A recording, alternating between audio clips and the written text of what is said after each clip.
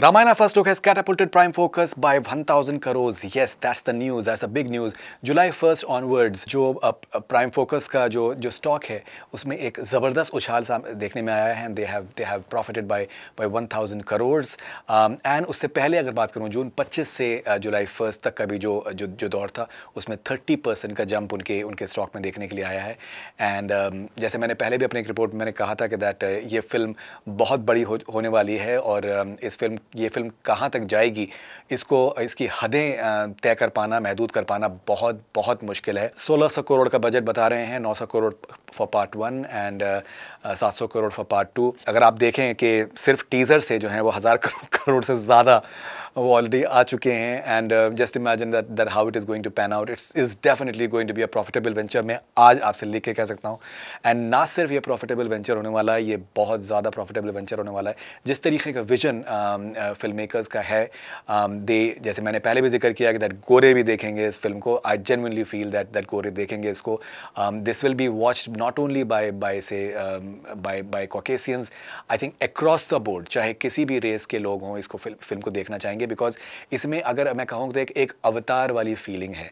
जो अवतार है फॉर एग्जांपल जो पिक्चर है या टाइटैनिक जो है, उसमें आपको लैंग्वेज स्पेसिफिक होने की ज़रूरत नहीं है. आपको जो एक सेंस ऑफ वंडर है या सेंस ऑफ एक जो दुनिया क्रिएट होती है, आप उससे कनेक्ट करते हैं. And subtitles are more than good enough.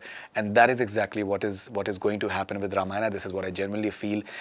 I briefly interacted with Nitesh Tiwari on WhatsApp, and he's super busy with Ramayana, and he's very engrossed. Best part about Nitesh is बहुत ही down to earth, बहुत ही simple आदमी है. और बहुत ही सादा से तरीके से रिस्पॉन्ड करते हैं, बहुत ही रिस्पेक्टफुल हैं. किसी भी तरीके की एयर्स नहीं है, एरोगेंस नहीं है, which is always wonderful in creative people.